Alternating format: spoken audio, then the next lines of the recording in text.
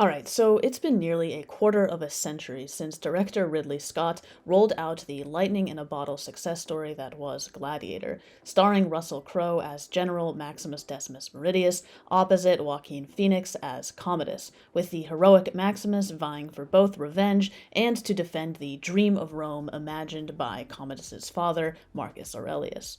After years of occasional speculation, and with a budget in the hundreds of millions, we finally have the sequel that I don't think anyone really wanted or asked for, but with a truly exciting cast, the promise of Ridley Scott's usual spectacle, and our collective obsession with nostalgic cinema, Gladiator 2 certainly had a lot going for it. And look, I've seen plenty of overwhelmingly positive reviews, so it clearly worked for some people, but to me, Gladiator 2 didn't just fall short of expectations, it fell absolutely flat. But most critical reviews that I've seen focused on problems like rather absurd historical anachronisms, needlessly fanciful CGI, simply too much action, dialogue that just doesn't capture the charisma of the original, and those things are all true problems. But this video will look at the construction of the story itself, and in particular, the build of Gladiator 2's hero, Hanno. There's plenty of chatter that Paul Mescal's casting and performance of Hanno here fell short, but we're going to focus on the writing side of storytelling, and this video will take a close look at the construction of this hero, his motivation, his moral identity, and his development throughout the film.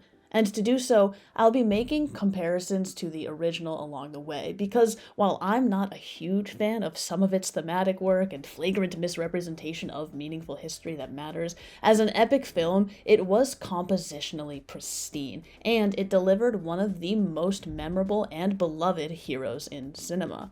So, spoilers for both films ahead, and I will link full synopses in the description, but as a quick reminder, Gladiator 2 takes place around 20 years after the death of Maximus. We follow the story of Hanno, farmer/general of Numidia, taken prisoner by Rome, forced into serving as a gladiator, and hell-bent on avenging his wife's death. He's no rando, though. Hanno is, in fact, Lucius, son of Lucilla from the first film, and, as it is basically revealed in the marketing for this film, also son of Maximus himself. Hanno, or Lucius, eventually forgoes revenge and switches allegiance to fight for his grandfather's dream of Rome. So, Gladiator 2 is built on an incredibly familiar story trope, the son returns. Something is wrong in the state of Denmark, Mufasa is dead, it's the Prince of Egypt. Often in this trope, we hear that there was once a great leader whose death led to moral decay, but whose son and true heir could unite the forces of good and restore wherever to its former or promised glory. In Gladiator 2, Hanno, transported to Rome, eventually steps into his true identity of Lucius and does just that. There's a big story here, and big stories like this need big heroes. The film sort of acts like it's given us one, so let's take a look at Hanno. Now, when we first meet Hanno, he's living in Numidia, a kingdom in northwest Africa, though the term Africa wouldn't emerge until the 17th century, despite it being used in this film in the year 211, but whatever, and in a fun shakeup, Hanno is fighting against Rome, not for it. In the very first shot of the film, he's holding grain just like Maximus would, but we also hear his wife, Arishat, reminding him, "Gentle, Hanno," as he tends to chickens. Right there, we have a clear distinction from Maximus, who wouldn't need that kind of reminder. So, as the Numidians prepare to be besieged, Hanno declines to make an offering to the gods before battle, another distinctive trait, and exchanges rings with his wife. The Roman forces, led by General Acacius, easily overpower the Numidian defense, and Hanno witnesses the death of Arishat. That death is during battle. She's a notably strong archer, and after seeing several of his men go down, it's Acacius himself who directs his soldiers to take her out. This is the sequel unabashedly reusing the dead wife trope of the original, and from this point on, Hanno will state aloud over and over that his one desire is to kill Acacius for revenge. Now, in the original, we spend a fair amount of time hearing Maximus say that he just wants to go home to his wife and kid. We don't ever see them all together, but we know that that is his ultimate value and want. She, the wife, and the little kid are brutally murdered in a scene that actively disturbs us as the audience. Through the way the scene is filmed, we, the audience, are guided into the same shock and horror that Maximus feels himself. We feel betrayed and disgusted, too. And though the villain here, Commodus himself, isn't even there, the murder scene illustrates the depths of his depravity, cowardice, and spitefulness. These were innocent people brutally slaughtered, so we learn about our villain through a murder that in turn shapes our hero. Arishat's death, bummer though it may be, doesn't accomplish dramatically what the film then insists it does. She was a totally valid target in battle, and that doesn't mean that her husband therefore wouldn't be enraged or hurt that she's dead, obviously, but it does mean that the audience sitting there doesn't feel enraged or hurt. They even exchanged parting death gifts, and for this to be the inciting incident that defines and launches the main character motivation of this epic hero story, it should be emotionally pivotal and dramatically indispensable. It becomes swiftly apparent that Acacius himself isn't really a bad guy. He's following orders more or less against his will, and not only would he rather hang out with his wife Lucilla, but also he has an active plan to dispose of the crappy emperors and improve Rome. And therein lies the underlying narrative drama of the film. Hanno is spurred into this revenge quest against Acacius, who he thinks represents everything bad about Rome, but little does he know, Acacius is one of the few good agents there. Because Hanno's purpose is tragically misguided, it's all the more important that we, the audience, feel its urgency and sit in that tension. But again, Arishat's death wasn't crafted to impact us emotionally, and we therefore have very little purchase with Hanno's core motivation. A character's motivation is, of course, only one aspect of their identity. So what does Hanno want? To kill Acacius, but who is he beyond that? What are his values and concerns? The original Gladiator introduces Maximus with remarkable efficiency. In just the first few minutes of the film, we can feel precisely what kind of leader and person he is. Charismatic, courageous, unflinching, but also peaceable, sensitive, and caring. This film is one giant dramatization of stoic values triumphing over their antithesis, and that message is carried through the identity of our hero. We feel it through Crowe's amazing screen presence, and we see and hear several other characters react to and describe him.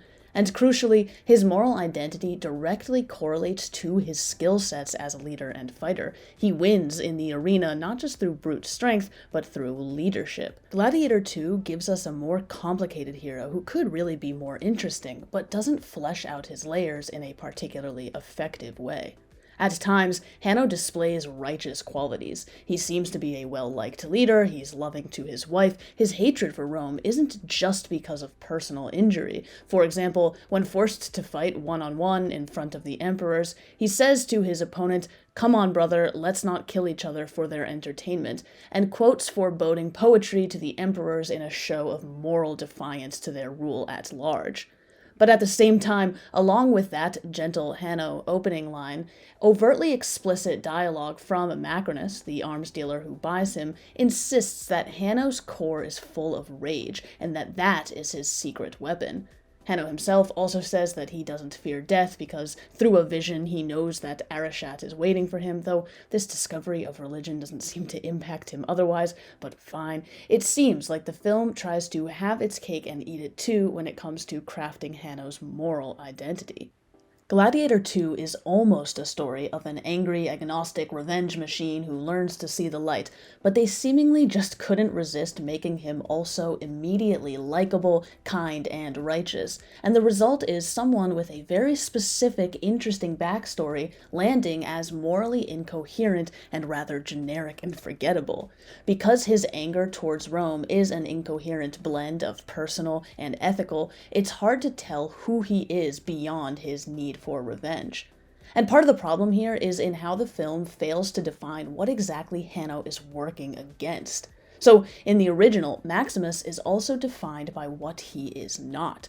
There's a distinct moral confrontation at the heart of every moment in the first Gladiator. In other words, the build of Commodus as a villain is part and parcel to the build of Maximus as a hero.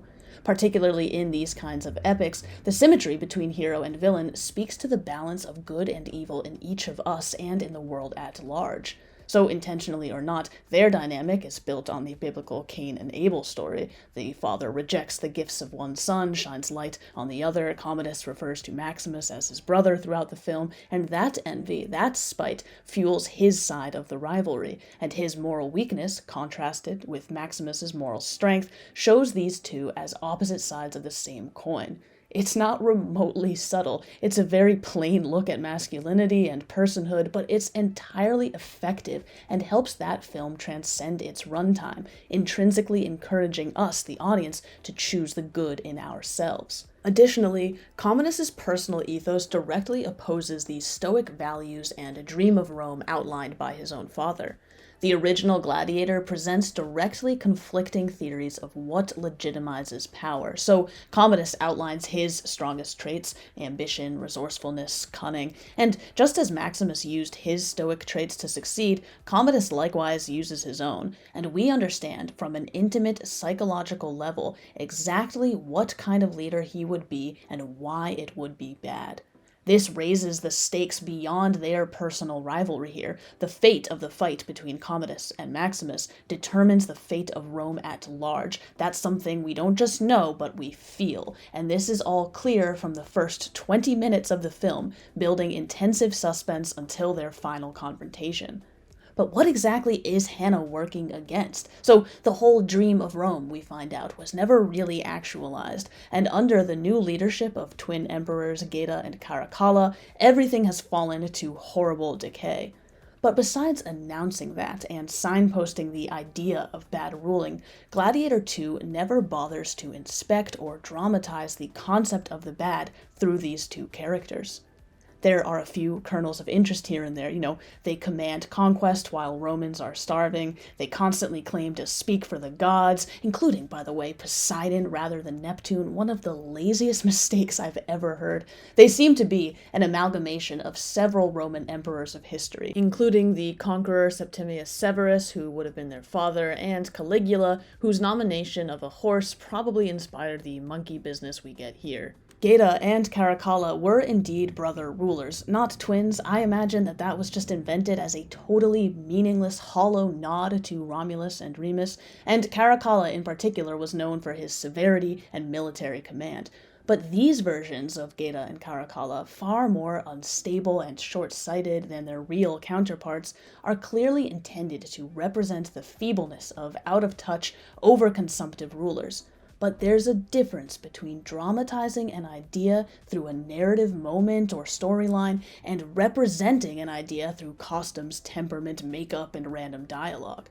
I mean, just romping around history and grabbing surface-level details here and there that just seem cool is not an effective way to craft meaningful characters. Of course, the other villain behind the scenes is without a doubt the highlight of the film, with Denzel Washington as Macrinus, the former slave turned arms dealer scheming for power. He was just in a class of his own in his film, but his dramatic weight could have been elevated if the film angled more focus into the symmetry between him and Hanno, which we'll come back to later. Because besides Denzel's charisma, the most interesting thing about Macrinus is his backstory. So Macrinus was a slave owned by Marcus Aurelius himself, a detail that brilliantly complicates the golden legacy of this story world's moral founding father. What an exciting concept that goes uninspected and hurried past. And though knowing where Macrinus came from helps us color him in a bit, character backstory isn't quite the same thing as character psychology. And if he's the true big bad of the film, we need to understand, and given his backstory, likely at least sympathize with his world ethic. But Hanno himself is never compelled or seduced by this guy. Hanno seems utterly indifferent towards him until the very end. Ultimately, Hanno kills this guy to save Rome, but along the way, they're neither thematically aligned nor diametrically opposed. And while Macrinus seemed like a great character, as a villain, he didn't ultimately contribute to our relationship with the hero. Hanno probably would detest the politicking and deceit that run rampant in the capital, but unlike the original Gladiator, which establishes that disinterest from Maximus early on, this film just leads us to assume earthly wisdom out of someone simultaneously defined by their rage. Again, Maximus had anger too, but it was grounded in a moral injustice that wove throughout the entire story. Ultimately, Gladiator 2 presented a hero that was simultaneously morally similar to, but also characteristically a far cry from, Maximus, calling on Paul Mescal to summon the weight of Crowe's legacy without crafting a firm identity around which to do so. It's hard for an audience to connect to and be moved by someone when we're not sure what exactly he cares about and what he values. Now, in the original, Maximus is the archetypal reluctant hero, disinterested in political leadership, but dragged into it through circumstance and moral responsibility. And though he needs some guidance along the way, his heroism is sort of defined by his unchanging stoic resolve. But Hanno's transformation requires far more legwork, and to accomplish it, in addition to some almost exact replications of scenes from the original, Gladiator 2 almost delivers a Campbellian hero's journey, but as we'll see, massively fumbles its most crucial moments. So a strong development arc requires a clearly communicated starting point, so we're already on a rough footing here, as Hanno is presented as a jumble of earthly wisdom and seething rage, personal vendettas, and political ethical convictions. But at the very least, we understand that Hanno detests everything about Rome, resents his mother for sending him away, even though it was obviously for his safety, but fine, and has only one goal really keeping him going, to kill Acacius. This is reaffirmed a few times through dialogue and emphasized when Lucilla first visits him in his prison cell, pleads for understanding, and he screams at her to get out. Now, when Hanno teams up with Macrinus, he makes it clear that he won't be fighting for Macrinus. Theirs is a partnership of convenience only, and while Macrinus arranges some physical training for Hanno, unlike Maximus, who learns to win over the crowd, Hanno doesn't seem to learn anything that helps him in the arena. How is he such a good naval commander? Who knows? And while Macrinus has promised Hanno the chance for revenge, because Macrinus is a master of improv rather than plotting ahead, there's no real sense of dramatic momentum in this part of the film. It's actually easy to forget that Hanno is indeed working towards one particular aim rather than just trying to stay alive. But although I do wish Hanno had learned more from Macrinus, been more swayed by or aligned with Macrinus' spite towards Rome, there is some nice symmetry with Hanno sort of caught between two mentors here, as we also meet Ravi, a former gladiator turned healer. Macrinus and Ravi, arms dealer and healer, both purchased their own freedom, but then chose to pursue ruin and restoration, respectively, thereafter. It's a great concept that's nearly actualized, and it's through talking to Ravi that Hanno sees or remembers or discovers the significance of Maximus at the site of his tomb. Just a few minutes of the film later, more by chance than by design, Hanno has, at last, his long-awaited opportunity to avenge his wife, facing off against Acacius in the arena. Hanno is absolutely going for the kill, until Acacius lays down his sword and says he knew Lucius's father and loved him, prompting Hanno to respond to the name Lucius and kneel beside him, refusing to kill. More than any battle or murder or shouting scene, this is the dramatic fulcrum of the entire epic. It's the ultimate test of character. Our hero has had one narrow-minded goal, it's at long last served right up to him, and he forgoes it. And it's a sadly underwhelming moment. Macrinus afterwards isn't super pleased, calling Lucius his instrument sent by the gods, and Lucius responds, "I will never be your instrument," which the camera work, music, and lighting treats as a huge, strong, transformative declaration, but is more or less exactly what he said when they first met.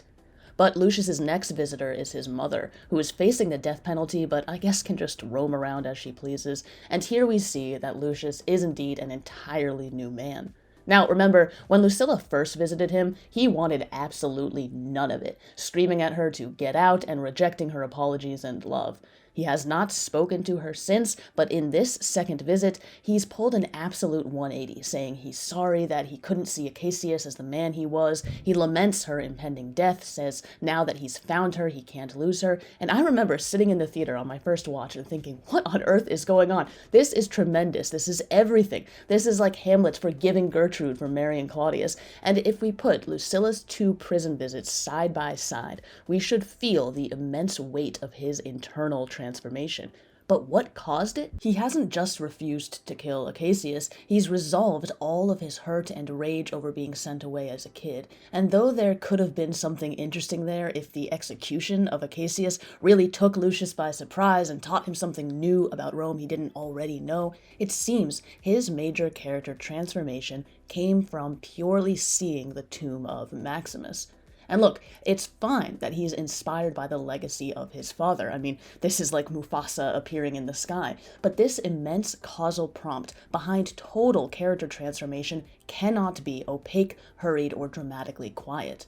The film also oddly spread out revelations about his father's identity. Early on, Hanno quotes verses from Virgil that I think Maximus recited to him or Lucilla recited to him. It's not entirely clear. It seems like he knows exactly who he is, but then Lucilla tells him who his father is as if it's new information. He had witnessed the death of Maximus, but then later learns from Ravi who Maximus really was. It's genuinely a little confusing. The elements of the reveal aren't concentrated in one moment, and this dramatic pivot of the entire film feels lost in the chaos that follows it.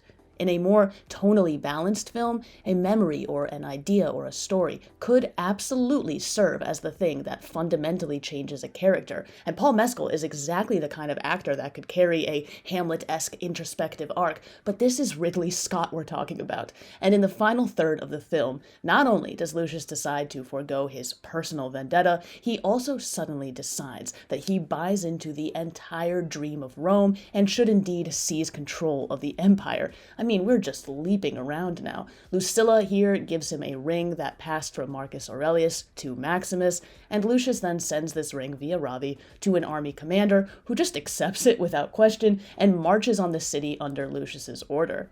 I've really tried to be as gracious as possible about a film I know a lot of people enjoyed, but there's no way around it. Showing us this ring this late in the film is an utterly asinine decision. It would have been so easy to show us that he already has it, to infuse this object with meaning for us before it's actually necessary. But before we get to some solutions like that, it's also crucial to note that this sequel relies on audience purchase with terms from the original Gladiator. When Lucius finally fights Macrinus, who is, by the way, out of nowhere, just the best fighter Lucius faces the whole time, I guess he was training in private, I don't know, Lucius stands for and speaks about the dream of Rome, and how honor once meant something here. But what is honor in the context of Gladiator 2?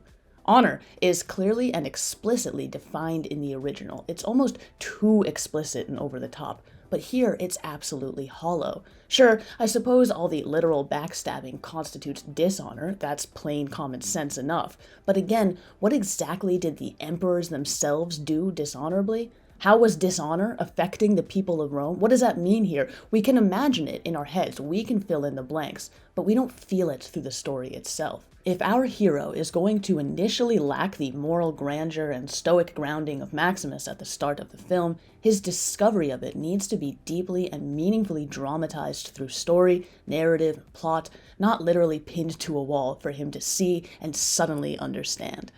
So how to fix all of this? How to change the film in order to make Hanno a more meaningful hero for audiences to remember years from now? I mean, the first answer is obviously don't make needless sequels that screw with the integrity of the original. The second answer is write a better story, treat history with genuine respect, do research, have a moral idea and write it from the inside out. But if those options are off the table, there's still a few really easy alterations that I think would have landed us a much more effective film. So the story shape for Gladiator 2 was so close to being the kind of popcorn entertainment that's so divorced from history it's basically harmless, though weird cultural ownerships over the past certainly merits their own video, and I think the solution here is to de-emphasize the personal nature of Hanno's rage and focus instead on the broader morality of Rome itself, as then deliberated and resolved through Hanno's personal narrative. This would unite our hero's inner obstacles with the broader themes of the film. As is, Hanno's personal rage at being sent away is more like a miscommunication plot than anything else. But his rage isn't entirely personal, and Gladiator 2 haphazardly invokes the role of the people, starvation, the effects of concentrated wealth in a crumbling empire, without dramatically investigating what that actually feels like. We also don't know how many people really knew who Lucius was or that he got away, and we can solve those two problems with one edit. The Roman Empire famously heavily exploited the labor and resources of its territories, including areas of now Africa, which produced tons and tons of grain each year to feed the army and capital city. And yeah, that political setup directly inspired the Hunger Games. So instead of Numidia simply being a random other territory for Rome to randomly grab at the start of the film, it could instead be forced into devastatingly unequal exchange, people starving there, suffering under Rome's rule. We'd meet Hanno, perhaps wearing the ring of Marcus Aurelius around his neck or something, or in a pouch, not on his finger yet, but he's not throwing it away either. And there's plenty of latitude for how Hanno is then taken to Rome. He could be part of a little farmer rebellion that goes horribly, he could make some heroic effort to save someone else and be branded a rebel, or, if we insist on this revenge plot against Acacius, we could send the Roman armies after Numidia refuses to send their grain quota or whatever. Any of those would effectively dramatize what evil and wrong are in this story, why these emperors are so bad, while also loading Hanno's anger with broader, thematically resonant meaning and constructing a moral identity for our hero. At the same time, we could see Lucilla in Rome, praying every night that her son is still somehow alive, and either through a voiceover or some senatorial conversation or something, we could learn that under the tyranny of the twins, thousands of Romans believe in some rumor that Maximus's son survived, has the ring of Marcus Aurelius, and will one day return to claim power and liberate them all.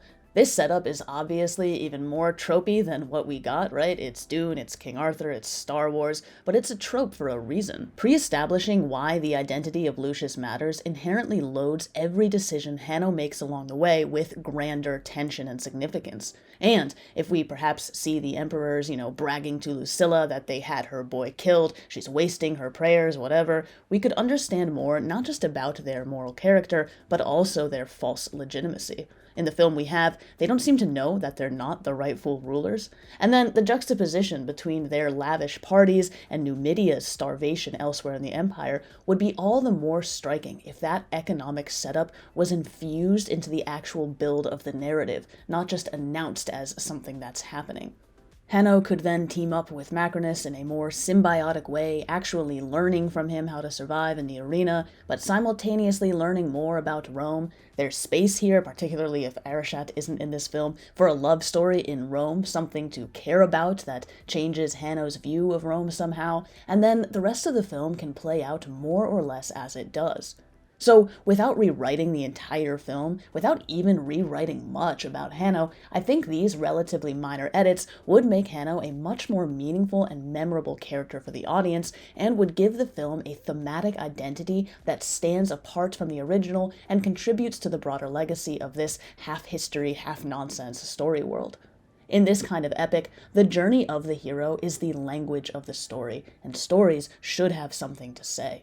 But Gladiator 2 sprawled so widely while reaching so shallowly, redoing elements from the original without infusing them with new, updated thematic meaning. Is it still an entertaining film? Honestly, for me, as much as I wanted to enjoy Gladiator 2, it felt like there was an almost intentional disinterest in the heart and soul of storytelling. And that's just something that baffles me when it comes to these enormously expensive major productions that overlook the significance of screenwriting and storytelling itself. So all in all, and with genuine respect for all the labor that went into the film, the electricity of the cast, and the excitement of the project, the lack of clear motivation, moral character, and coherent development of this film's pivotal hero absolutely let the entire film down. Let me know what you thought of this sequel in the comments. Please like and subscribe for more, and as ever, thank you so very much for watching, supporting the channel. Thanks, guys.